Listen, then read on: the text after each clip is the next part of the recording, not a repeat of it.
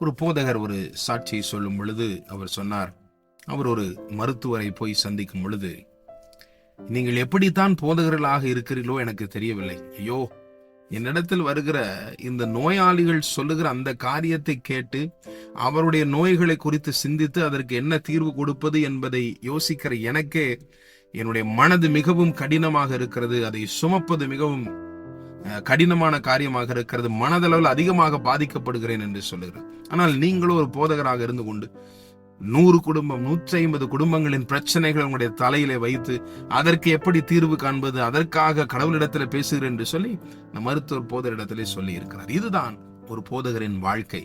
இங்கே மோசே சொல்லுகிறார் பாருங்களேன், என்ன ஆகும் 11:11, நீர் இந்த ஜனங்கள் எல்லாருடைய பாரத்தையும் என்மேல் சுமத்தினதுனால் உமது அடியானுக்கு உபத்திரவம் வர பண்ணினது என்ன? உம்முடைய கண்களில் எனக்கு கிருபை கிடையாதே போனது என்ன? அவர் கேட்கிற எல்லா பாரத்தையும் ஏன் மேல சுமத்திட்டீங்களே, நான் எப்படி சுமப்பேன்? சுமந்தே ஆக வேண்டும். இது போதகர்கள் தலையின் மீது விழுந்ததான ஒரு கடமை. அவர்களுக்கு கீழாக ஆண்டவர் எத்தனை ஆடுகளை கொடுத்திருக்கிறாரோ அத்தனை ஆடுகளின் பிரச்சனைகளையும் தன்னுடைய இருதயத்தில் வைத்து மனதில் வைத்து அதை குறித்து சிந்தித்து அதற்காக ஜெபித்து அதற்குரிய தீர்வுகளை கண்டுபிடித்து அந்த ஆடை சந்தித்து அதோடு கூட பேசி அதை நல்வழிப்படுத்தி ஒரு காரியத்தை செய்து முடிக்கிற அந்த கடமை போதகர்களுக்கு கொடுக்கப்பட்டிருக்கு.